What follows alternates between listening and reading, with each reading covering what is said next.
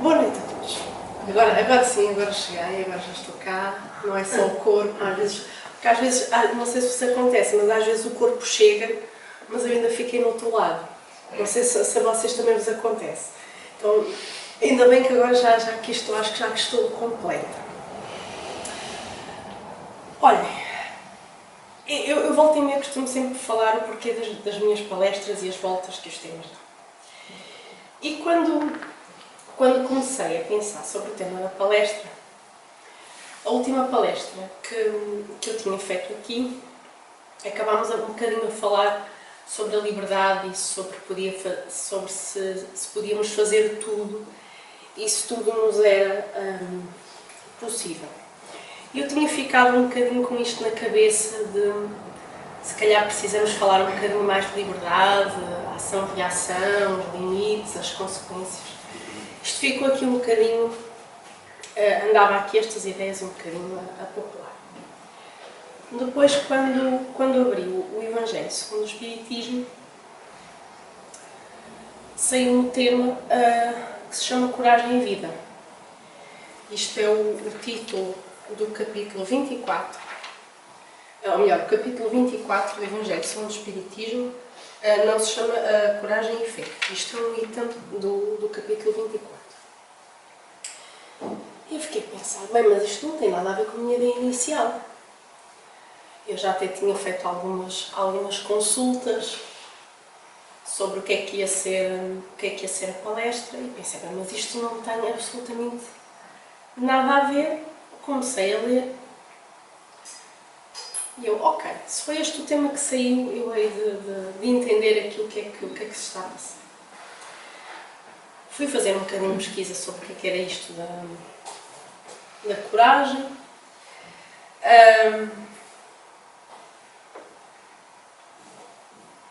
E a palestra não estava... Eu já tinha pensado e faltava-me uma peça. Para mim, é outra coisa engraçada, para a minha cabeça, e agora os psicólogos e os psiquiatras vão começar a tomar nota, as palestras são visuais. E quando eu preparo uma palestra, as palestras na minha cabeça têm uma forma. E eu tenho que andar a correr os pontinhos da forma que eu queria na minha cabeça. Este momento eu vou buscar uma camisa de forças e vou mudar para aquela. Mas para mim as palestras são visuais. E faltava-me um ponto. E na palestra passada, a Filipa toca em 2 pontos. E eu pensei, obrigada. Eram estes 2 que me faltavam. Obrigada. Deste-me os 2 pontos que faltavam. Porque falar da história de Divaldo vinha diretamente ao encontro desta passagem que está no Evangelho segundo o Espiritismo, que se chama Coragem e Fé. O tema da palestra é Coragem e Vida. Mas o tema que está no Evangelho segundo o Espiritismo, Coragem e Fé, e aquilo ficou para mim. E houve uma pergunta que foi mais ou menos assim, portanto, estava à vontade para me corrigir, que é quem é que fez da religião a sua vida? Era qualquer coisa mais ou menos assim. E aquela pergunta foi, ok, isto vem exatamente de encontro à pontinha que me faltava para juntar os pontos para a palestra. E vocês estão a dizer, espetacular, Catarina, 2 pontos no capítulo, é espetacular encher chouriças. E porquê é que eu estou a fazer esta contextualização toda? Quando abri o Evangelho segundo o Espiritismo e vi o texto que se chama Coragem e Fé, que volto a dizer está no capítulo 24, é um texto muito pequeno. Eu acho que já partilhei aqui o meu medo de textos pequenos, porque quanto mais pequeno é o comprimido, significa que a ação é poderosa. Eu tenho medo de textos, eu não tenho medo de livros grandes, também me calma, não é isso, pessoal. Mas quando um livro desta densidade, o tópico é pequeno, é porque temos que ler com atenção. Então, explicando aqui as peripécias de como se foi construindo a palestra, estava a pensar na palestra, saiu-me este tema, eu li, senti algum desconforto na cadeira, eu já vos vou explicar porquê. E depois fui ver o que é que, eu começo sempre, vocês sabem, eu tenho esta obsessão pelo dicionário, fui ver o que era coragem. O que é isto de ter coragem? E o dicionário Priberan diz-nos que coragem, bons aqueles tempos que se tinham uns dicionários cor de laranja gigantescos, do tamanho de uma lista de telefone, não é? Eu ainda tenho esses. Mas, por questões de praticidade, fui ao Priberan. Então, coragem, firmeza de ânimo ante o perigo. Os reveses ou os sofrimentos. Constância, perseverança. Ou também uma exclamação usada para animar. Coragem! E, para mim, era um bocadinho claro, só por ler aqui esta definição do dicionário, que coragem nada tinha a ver com ser-se destemido, com ser-se corajoso, com sair daí e fazer-se tudo o que quer. Pelo sim, pelo não, para que não ficassem dúvidas. O que é isto de bravura? E bravura está mais ligado à força, à dureza, à impetuosidade. Então, coragem, voltando aqui atrás, tem a ver com a firmeza. E eu gostei muito da definição do dicionário. Porque a definição do dicionário reforça aquilo que nós vamos estudar no texto do Evangelho. Que é esta firmeza de ânimo ante o perigo. E para vocês verem como as coisas são engraçadas e como tudo está interligado, deixem-me agora partilhar aqui uma à parte convosco, mais um no meio da minha mente desconexa e aleatória. O texto que nós vamos estudar hoje é sobre ter firmeza ante o perigo. E eu não tinha entendido, tendo em conta a ideia inicial que eu tinha tido quando saí aqui da palestra, ou seja, eu saí da palestra anterior já a pensar sobre o que é que eu poderia aprofundar, e eu não tinha entendido porque é que me tinha saído este tema quando eu abri o Evangelho. Eu estava à procura de alguma coisa que suportasse as ideias que eu andava aqui, porque é que tinha saído isto? E foi aí que eu entendi, ok, a palestra é para mim. E porquê que a palestra é para mim? Porque quando começamos a fazer a gravação das palestras, houve uma coisa que mudou face às palestras online. É que neste momento as palestras são públicas. E eu, por um momento, conversei lá em casa de, olha, as palestras vão começar a ser públicas. E o meu companheiro, que não está aqui, eu vou citá-lo na mesma, disse-me, mas olha, os teus alunos agora, quando forem pesquisar o teu nome, e os teus colegas vão ver que tu estás às palestras espíritas. Eu fiquei assim um bocadinho desconfortável com a ideia. Isto não há de ser nada. Mas não me tinha apercebido quanta moça aquela ideia me tinha feito. E quando encontrei o tema da palestra, eu vi realmente que era sobre este tema que eu precisava de falar. Então vamos ficar com coragem sobre a firmeza de ânimo ante o perigo, os reveses e os sofrimentos. Visto então que há uma diferença entre coragem e bravura, houve aqui outra necessidade de entender um bocadinho mais o que é isto da coragem. Ok, coragem é diferente de bravura. Tem coragem alguma coisa a ver com a rebeldia? E eu fiz um design, fiz um boneco. Atrevida que sou, fiz um boneco. E lembro-se de ter-vos dito que era o tema da palestra coragem e vida e não coragem e fé. Porquê? Na vida, eu fui pensar e pesquisar um bocadinho sobre isto, eu estou quase a comer o microfone, sobre o que é isto de termos coragem, uma vez que a coragem é o enfrentamento dos reveses e das consequências. Então fiz aqui um esquema muito tosco da minha autoria, portanto, gostem ou não gostem, podem mandar coisas à cabeça, não, por favor, já estou com dores que cheguem na garganta. Balas com esta voz, as piadas não têm graça nenhuma. Esta não teve graça nenhuma. Bem, vamos lá. Enfim. Então, a vida, coragem. Se nós pararmos para pensar, nós somos regidos por 3 leis. Nós temos as leis jurídicas, que são os decretos e todas essas coisas das quais eu tenho muito medo. Eu recebo uma carta das finanças, vem 3 decretos, eu telefono para a contabilista a telefonar, ela diz, não, é só para pagar o IRS. Eu, que alívio, pronto, temos as leis jurídicas, que são aquelas que controlam, de certa forma, a vida civil. Temos as leis da sociedade, que são leis não escritas, mas que são convenções. Como nos devemos vestir, como nos devemos cumprimentar, como devemos usar os talheres. Toda a gente concorda, são leis que nós temos na nossa sociedade.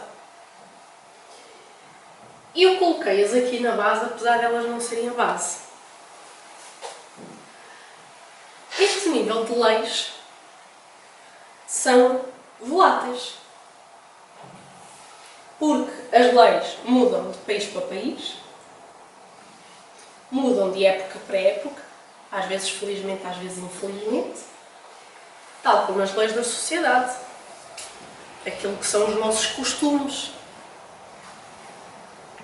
Uma mulher não casada a falar em público como eu, há 150 anos atrás, daria direito a pedradas, a aprisionamento e o mal falar de toda a vizinhança, sendo que eu seria expulsa da aldeia.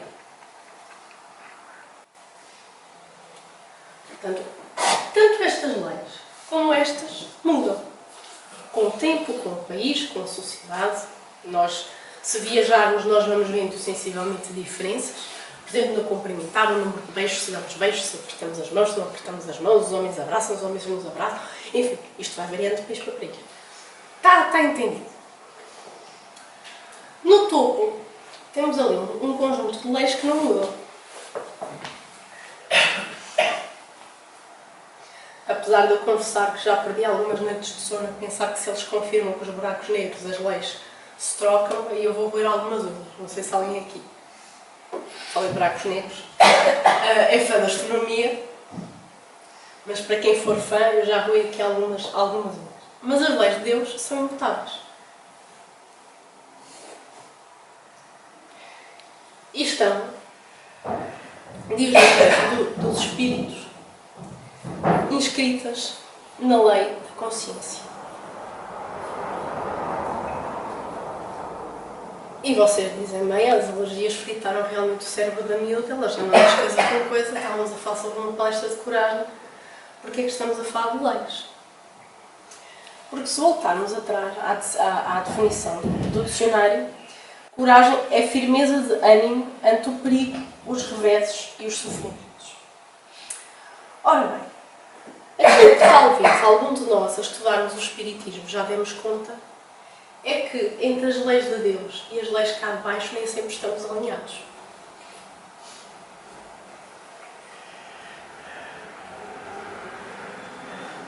Ai, Catarina, sais toda a sexta-feira à noite sozinha, o que é que os vizinhos vão pensar? São leis da sociedade. Olha, a moça a sair à sexta à noite sozinha. Hoje não os vai fazer. Leis da sociedade. Que não estão alinhadas com estas. Temos leis jurídicas que não estão alinhadas com as leis de Deus. Podemos falar de eutanásia e de aborto. Falando da nossa sociedade. Entre o que as leis jurídicas permitem e o que as leis de Deus nos chamam a atenção, há aqui uma discrepância. Então a coragem está em mantermos a firmeza entre o que se passa ali e o que vai acontecer aqui.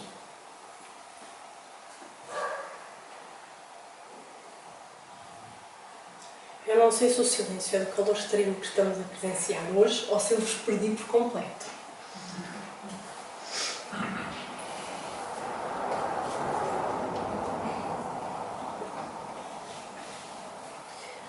Isto de ter firmeza entre umas e outras nem sempre é fácil. Porque o que a minha vizinha pensa sobre o que eu faço na sexta-feira à noite, para mim dá-me igual. Eu chego a casa, brinco com a minha bicharada, tomo-lhe uma caneca de leite e vou dormir, e o que ela pensa bom para ela.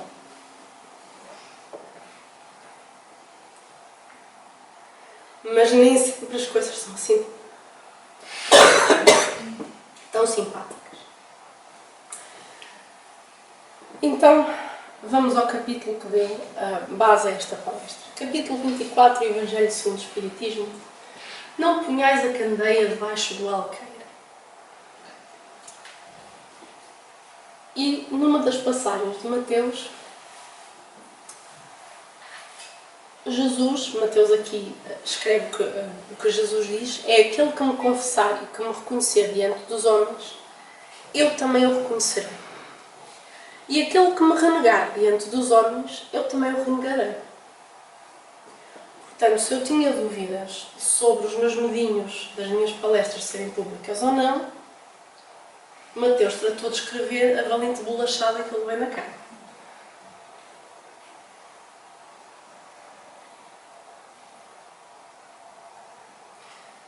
Porque falta aqui, eu estou a dar um exemplo de uma situação que está a acontecer agora comigo, entre o que é que são as leis de Deus e o que é que são as leis da sociedade.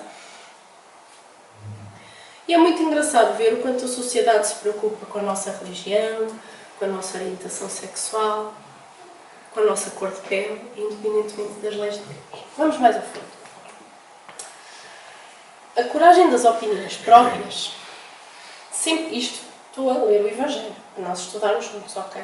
Portanto, se vocês se quiserem abstrair da minha voz, eu fiz questão de fazer copy-paste justamente porque eu estava a achar que não ia ter voz para a palestra. A coragem das opiniões próprias sempre foi tida em grande estima entre os homens. Porque há mérito em afrontar os perigos, as perseguições, as contradições e até os simples sarcasmos, aos quais se expõe quase sempre aquele que não teme proclamar abertamente ideias que não são as de toda a gente. Aqui, como em tudo, o merecimento é proporcionado às circunstâncias e à importância do resultado. Há sempre fraqueza em recuar diante das consequências que a opinião acarreta e renegá-la, mas há casos em que isso constitui covardia tão grande quanto fugir no momento do combate.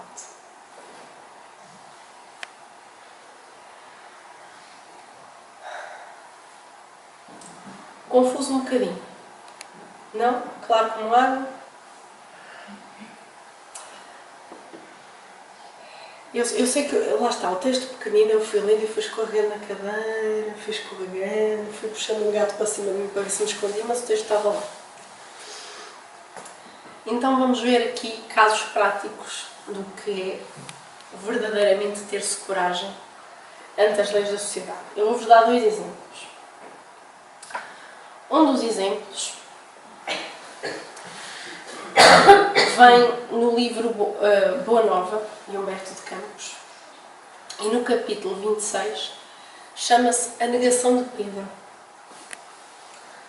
Já conseguiram prever aqui o que é que vai, sobre o que é que vamos falar? Desculpem, esta é uma história que toda a gente devia conhecer afinal. Portanto, estamos no último dia de Jesus, encarnado. Ele estava a lavar os pés aos apóstolos e Pedro era um moço nervoso, um moço de personalidade forte, vamos dizer assim. E Jesus estava a lavar, a famosa cena de Jesus a lavar os pés dos apóstolos, sentiu que estava a haver ali uma incompreensão e contemplou os apóstolos com alguma piedade, parecendo que sentia o que é que ia acontecer. E Jesus diz: aproxima-se a hora do meu derradeiro testemunho. Sei por antecipação que todos vós estareis dispersados neste instante supremo. É natural, porquanto ainda não estáis preparados senão para aprender. Portanto, Jesus já antevê a qualidade dos bons amigos que ele tinha. Porém, que eu parta, quero deixar-vos um mandamento, o de amar-vos uns aos outros como eu vos tenho amado. E que sejais conhecidos como meus discípulos, não pela superioridade no mundo, pela demonstração de poderes espirituais ou pelas vestes que envergais na vida, mas pela revelação do amor com que vos amo, pela humildade que deverá ornar as vossas almas e pela boa disposição no sacrifício próprio. Ou seja, Jesus já está aqui a falar com os amigos, porque a gente fala apóstolos e parece uma coisa assim muito distante, mas eles eram amigos dele.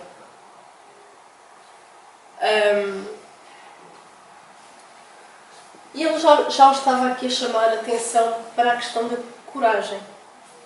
Porque aquilo que o mundo pede muitas vezes de nós não é aquilo que está de acordo com a nossa alma ou de acordo com as leis de Deus. E Jesus já estava consciente disso. Estava consciente que eles estavam a aprender com ele. Portanto, Jesus não exigiu amigos tão perfeitos como ele, mas amigos que tinham boa vontade de aprender. E estava-lhes a chamar a atenção. Que sejais conhecidos não pela superioridade do mundo, não pelas vestes, não pela roupa que vocês têm,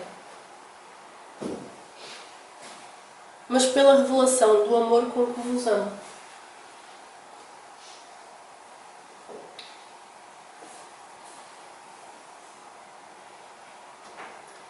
E pela boa disposição no sacrifício próprio. Kardec depois veio escrever isto de outra forma, não é que se reconhece o verdadeiro espírita pela capacidade de se melhorar, ou seja, de sacrificar alguns destes valores.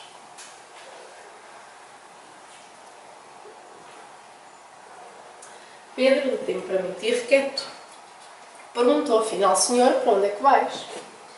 E o mestre lançou-lhe um olhar sereno e disse-lhe: ainda não te encontras preparado para seguir-me? O testemunho é de sacrifício e de extrema abnegação. Somente mais tarde entrarás na posse da fortaleza indispensável. E ele continua, desejando provar aos companheiros, porque ele estava... não copiei aqui o texto todo. Pedro estava muito enervado, porque Jesus estava a lavar os pés aos apóstolos. Que é um ato de profunda humildade. E para ele, Jesus estava a humilhar-se. E ele não queria, e ele estava muito nervoso com a postura dos próprios amigos, que não diziam a Jesus: por favor, não faças isso, isto não tem sentido nenhum. Então ele estava muito nervoso com toda a situação. E ele queria tanto provar a dedicação que ele tinha, que ele começou a perguntar-lhe a Jesus: então, mas não posso seguir-te? Por acaso duvidas da minha coragem? Então não sou um homem? Adoro esta pergunta. 2000 anos ainda há quem a faça. Por vós darei a minha própria vida.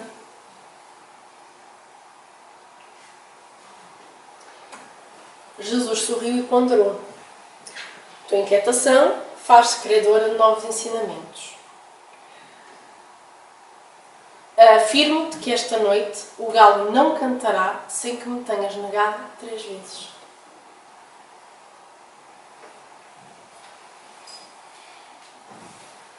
Estão a ver a conversa toda aqui de Pedro. Ou então, os meus amigos aqui a deixar que Jesus lhe lave os pés, ninguém se mexe.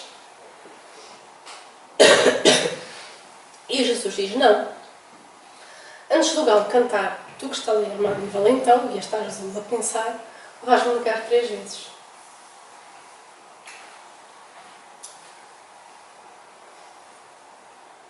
E ele diz: julgas-me então um espírito mau e endurecido?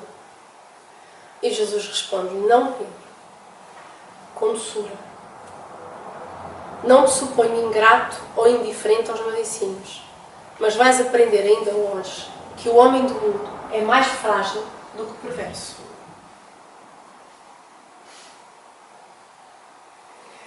Eu sei que quando estava a estudar, eu estava a ler este texto, eu estava a pensar: se fosse eu no lugar de Jesus, eu teria sentido uma profunda solidão.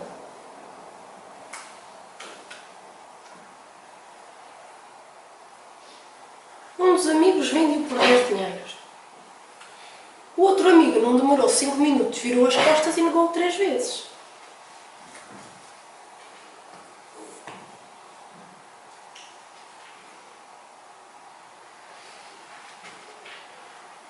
Mas Jesus tinha tanta consciência que o homem do mundo é mais frágil do que o perverso. O que é que ele queria dizer com isto? Jesus estava muito consciente do poder que as leis da sociedade têm sobre nós, e no caso sobre os amigos dele. Entre aquilo que é, aquilo que nós acreditamos ou aquilo que nós aspiramos ser, e aquilo que nós, muito mais por fraqueza do que por perversidade, acabamos de ceder às leis da sociedade.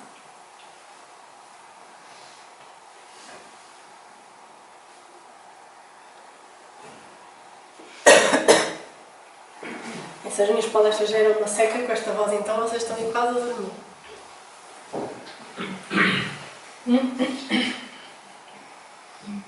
Então vamos continuar a analisar esta história. Jesus foi preso e os apóstolos toca a andar que vinham os soldados romanos.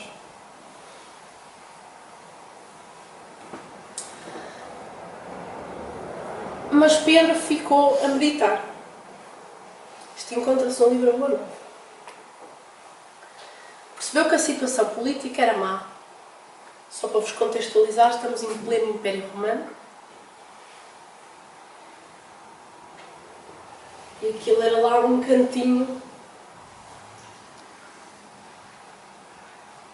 As massas, ou seja, a população, estava a ser insuflada, ou seja, estava a ser influenciada que Jesus era um feiticeiro, era um traidor, era um herege. Porquê é que diziam isso de Jesus? Porque Jesus pensava diferente das leis que estavam estabelecidas. E não nos vamos esquecer que na altura não havia distinção entre a lei jurídica e a lei religiosa. A religião era o Estado.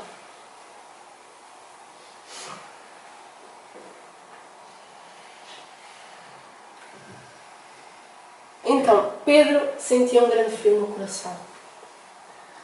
Pensou nos familiares que dependiam dele, em todos os seus deveres de homem e nos castigos a que se sujeitaria caso provocasse as convenções de Jerusalém.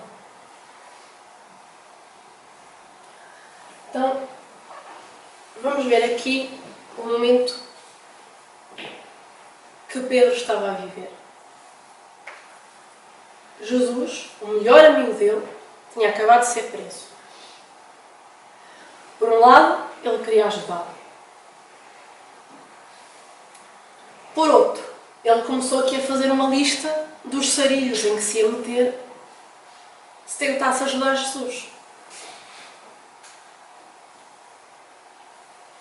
Ou seja, o que é que eu faço à minha família? O que é que eu faço com os meus compromissos? O que é que as pessoas vão fazer? Provocar-se as convenções de Jerusalém, o que é que as pessoas vão pensar? Vou eu preso também.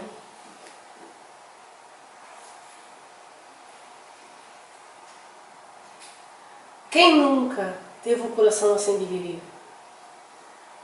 Entre o que posso e o que devo fazer?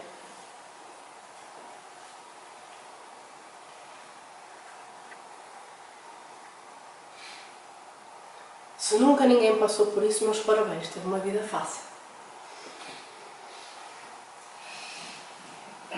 Ou então está só muito desatento.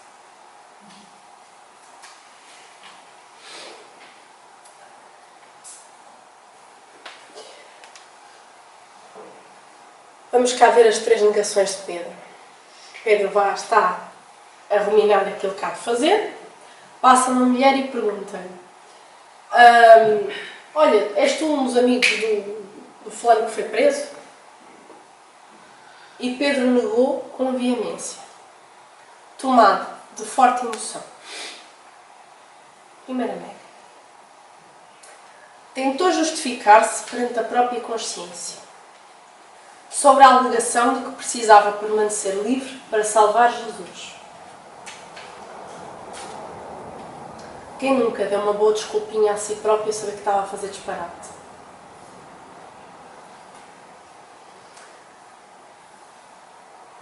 Bolas, eu sou a única aqui que faz as neiras. Desculpem. Foi novamente abordado, desta vez por um homem que lhe perguntou se tinha vindo socorrer o seu mestre. E Pedro disse nunca ter considerado Pedro como mestre. Eu senti esta dor como se fosse Jesus. Se eu tivesse visto pela frente, virava ao contrário. É por isso que eu sou diferente de Jesus, porque eu teria sentido as dores.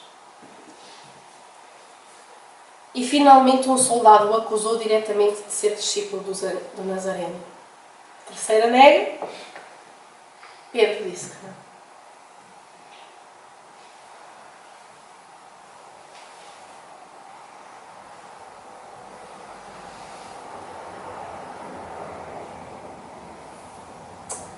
Nesse instante, os galos começaram a cantar. O que é que Jesus tinha dito?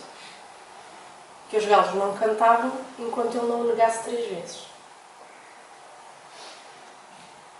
E Pedro recordou as palavras de Jesus com infinita angústia.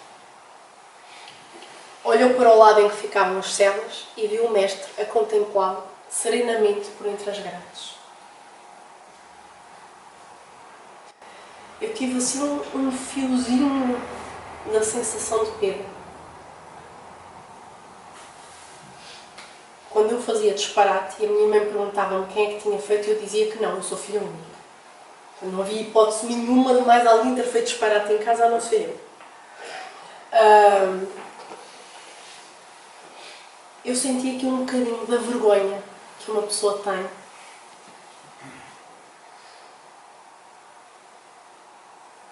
Eu imagino a angústia de Pedro.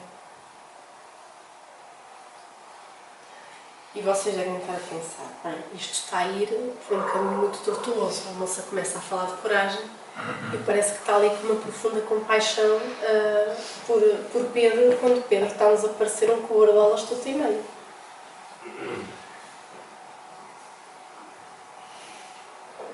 E eu estou assim a falar ligeiramente de Pedro, sou o fundador da Igreja Católica, tranquilo.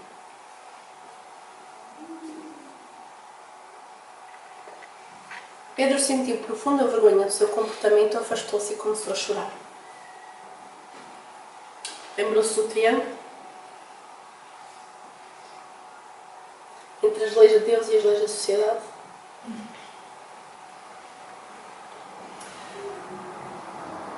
E recordou a sua vida e o modo ríspido com que condenara os transviados ao longo do tempo. Pensou que nunca conseguira perdoar as mulheres infelizes.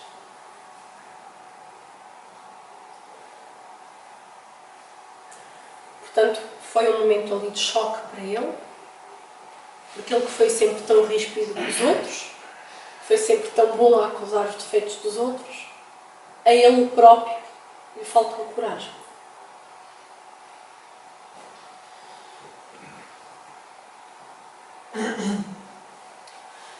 Abatido sobre o peso da sua própria falta, começou a compreender as experiências dolorosas dos irmãos da humanidade.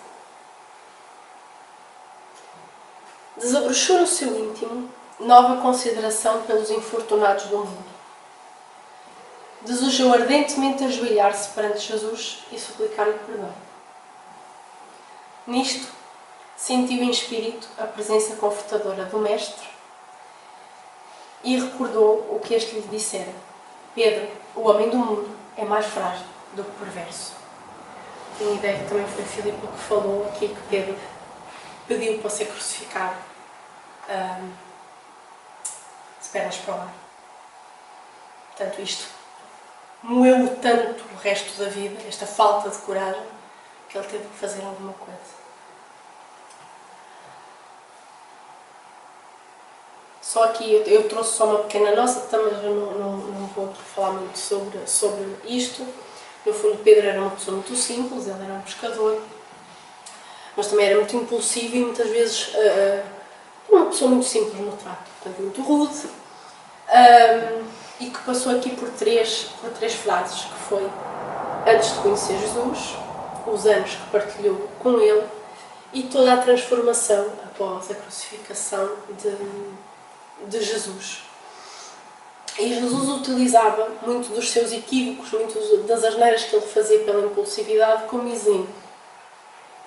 Daí ele ser chamado da rocha viva da fé, dado ao seu caráter e à sua personalidade.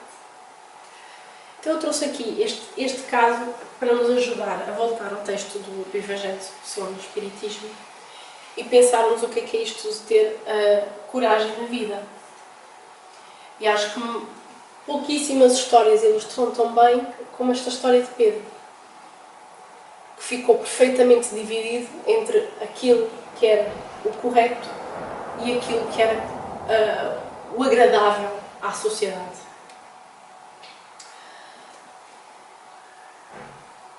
Antes de voltarmos ao Evangelho, eu tenho aqui outro caso prático. Vou andar um bocadinho mais para a frente, não muitos anos na história, e vou a um livro chamado Há 2000 anos. Alguém aqui já leu, só para saber se eu não vou revelar? Ok, para alguns eu vou revelar demasiado da história, tem um bom remédio, é lerem o livro, e depois, se forem embalados 50 anos depois, Paulo e Estevão, renúncia e Ave Cristo. Eu tenho uma relação de amor-ódio com Emmanuel, porque eu não sou particular fã da escrita de Emmanuel, mas depois tenho um problema que eu, quando começo a ler, entra-me muita areia para os olhos. E há muita cebola à minha volta e choro sempre muito, não sei o que é que acontece com os livros. Mas os livros de Emmanuel emocionam-me sempre. E o outro caso prático que eu queria que estudássemos hoje juntos vem do livro Há 2000 anos. Então, para quem já leu o livro, as personagens de Lívia e Públio Lentos não são novidade.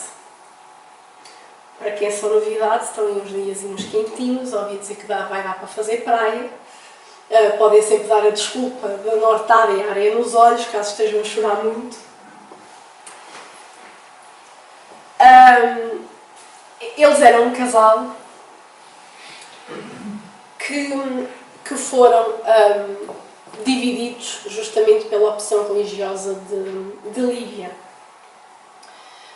Não só vou dar aqui portanto, Públio conheceu fisicamente Jesus, enquanto encarnado. Outro spoiler na história, outra informação que eu estou aqui a vazar. Públio conheceu Jesus, teve a oportunidade de o conhecer pessoalmente. E ao contrário da esposa, Públio tinha um cargo importante no Império Romano e não achava muita piada porque o que Jesus dizia desafiava aquilo que era o bem do Império. E Lívia, por outro lado, acolheu muito bem os ensinamentos de Jesus. E na altura era tradição, eu estou a usar a palavra tradição com alguma ironia, era tradição os presos e toda a gente que era contra o Império ter uma morte bastante simpática, que era morrer no circo. E aqui no circo não estou a falar do circo de palhacinhos e leões. Estou a falar do belo e maravilhoso circo romano, onde havia uns quantos leões famintos que devoravam as pessoas ao vivo enquanto batíamos palmas. Portanto, vamos pensar que numa das nossas encarnações nós éramos essas pessoas lá a bater palmas. Eu às vezes tenho medo disso e sinto-me um bocadinho envergonhada. Será que era eu que estava lá? Lívia, por outro lado, foi perseguida e ela teve a oportunidade de se salvar. Porque ela foi presa com uma serva que andava sempre com ela, e sendo ela esposa de um governador, portanto, Públio sendo um governador, Lívia vestia-se bem. Tinha boas roupas, tinha boas joias, tal como hoje em dia na nossa sociedade, as pessoas de escalão mais alto geralmente têm roupas e uma aparência diferente daquelas que têm menos posses financeiras ou menos influência. Até aqui, 2000 anos, mudou muito pouco. Então, para Lívia era muito fácil. Quando ela foi presa, pela forma como ela se apresentava, foi muito fácil identificá-la como esta senhora não é propriamente uma escrava que se converteu agora às ideologias de um senhor lá de Nazaré. Resumo da história, sabem o que ela fez? Ela trocou de roupa com a serva.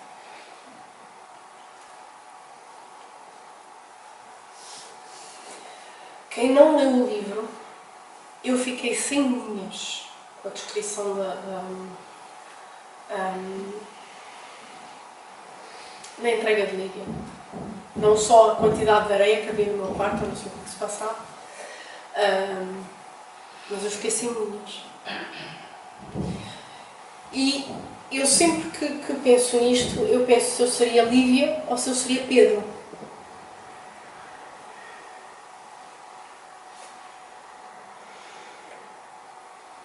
Confrontando nós em manifestarmos a nossa fé, porque, convenhamos, é uma morte agradável. Ser devorado por um leãozinho, para já porque é um bicho pequenino. A última vez que eu vi um, parecia que tivesse problemas de cáries. E um canino deles é só a minha cabeça. Portanto, imaginam a morte agradável a que Lívia se dedicou, podendo ela fugir. Então, para nós voltarmos aqui ao Evangelho, eu quis trazer-vos estes dois casos. Poderíamos falar de outros tantos, poderíamos falar de Joana d'Arc, poderíamos falar de Judas, também elemento de Jesus. Mas o convite aqui é, ao estudarmos o Evangelho, pensarmos quanto de Pedro nós ainda carregamos em nós e quanto de Lívia nós ainda precisamos trabalhar para ter.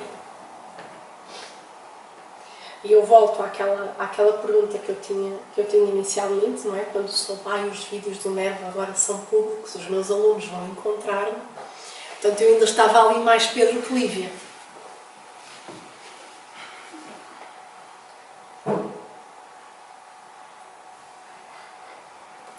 Voltando ao Evangelho, capítulo 24, item 15. Há sempre fraqueza em recuar alguém diante das consequências que lhe acarreta a sua opinião. Mas há casos em que isso constitui covardia tão grande quanto fugir no momento do combate.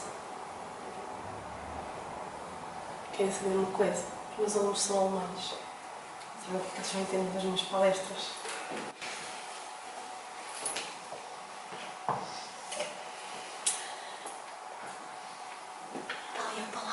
Covardia tão grande. Assim será com os adeptos do Espiritismo. E este foi o momento que eu me escondi debaixo da mesa. A minha gata ficou a olhar. Pois que a doutrina que professam mais não é do que o desenvolvimento e a aplicação da do Evangelho. Também a eles se dirigem as palavras do Cristo. Eles semeiam na terra o que colherão na vida espiritual. Colherão lá os frutos da sua coragem ou da sua fraqueza.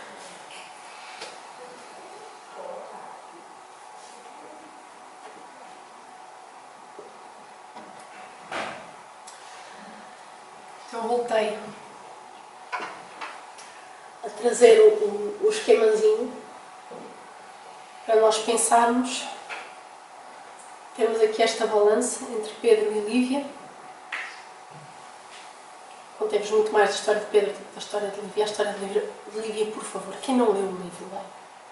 Eu sei, para alguns, eu acho que disse que eu tenho uma relação amor-ódio porque eu não sou particular fã da forma de escrita de Emmanuel, mas as histórias são de uma riqueza que é quase criminoso não se ler. Eu não sei que encarnação é que ele estudou para ser escritor, mas é uma delícia. Então, fiquemos mais ou menos com esta imagem. Foi o melhor que eu consigo. E quanto de nós estamos ainda na base da pirâmide e quanto de nós estamos lá em cima. Daí coragem e vida, o tema da palestra ser coragem e vida. Não coragem e fé. Como o texto do Evangelho, porque a coragem, tal como a fé, são coisas que se praticam todos os dias.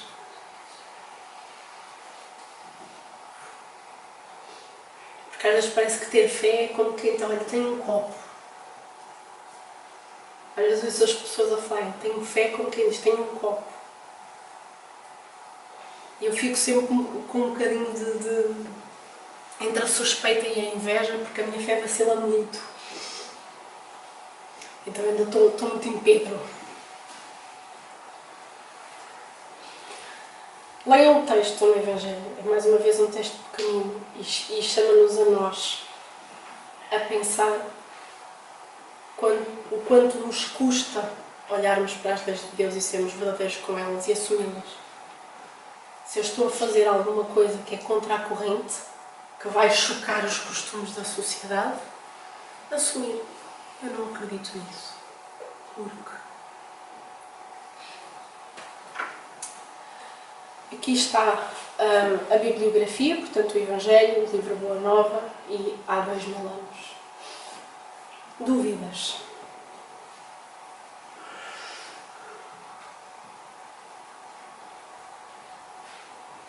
Espero que pelo menos tenha sido uma boa sesta.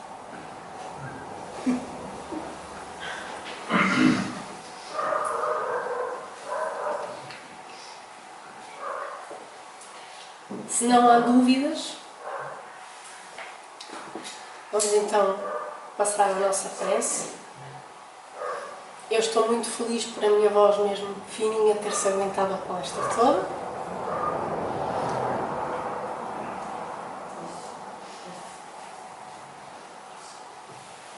Então, não havendo perguntas, eu trouxe aqui uma imagem da natureza,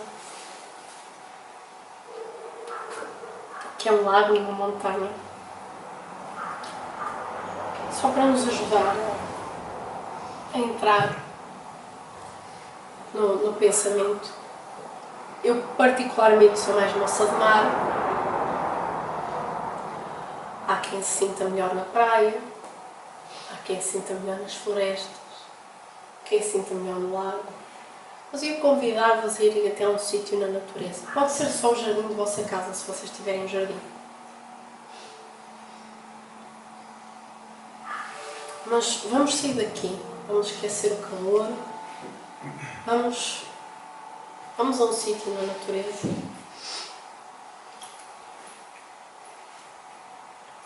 E vamos lembrar-nos de Jesus. Vamos lembrar que, tal como muitos de nós, ele também se deve ter sentido muito sozinho.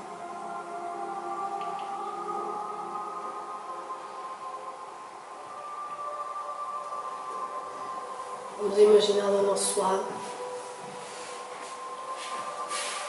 Lembrar todos aqueles que nos rodeiam. Todos os nossos familiares. Os nossos amigos e os nossos inimigos.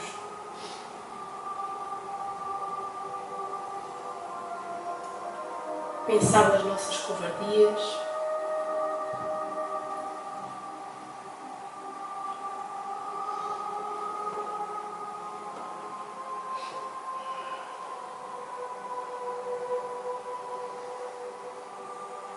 Vamos lembrar-nos da nossa casa, do nosso local de trabalho, ou o espaço onde passamos mais tempo.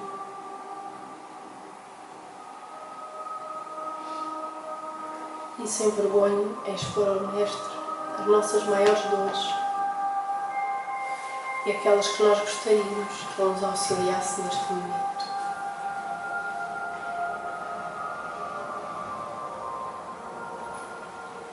E porque não somos passivos neste trabalho, queremos agradecer tudo aquilo que nos deste, Mestre. Mesmo que nós achemos que não são as condições ideais,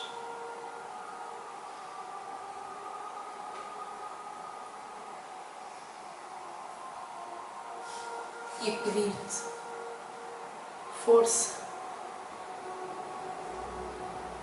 e para que nos ajudes a fazer de nós um instrumento da tua paz,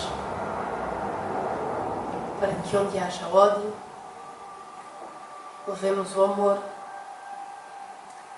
onde haja ofensa, que levemos o perdão. Onde houver discórdia, que levemos a união. E onde houver dúvida, Mestre, que levemos a fé. Onde houver erro, que levemos a verdade.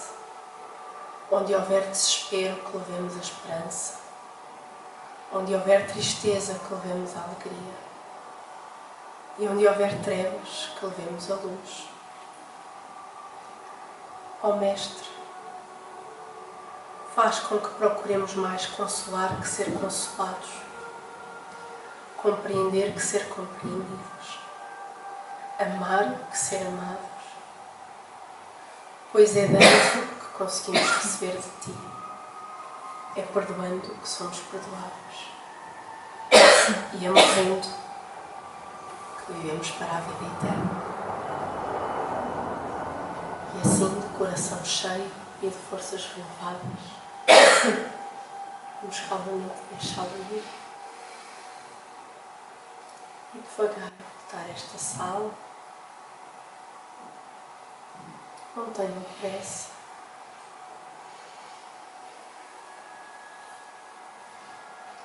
Lembrando que nos dois planos da vida damos e recebemos neste momento.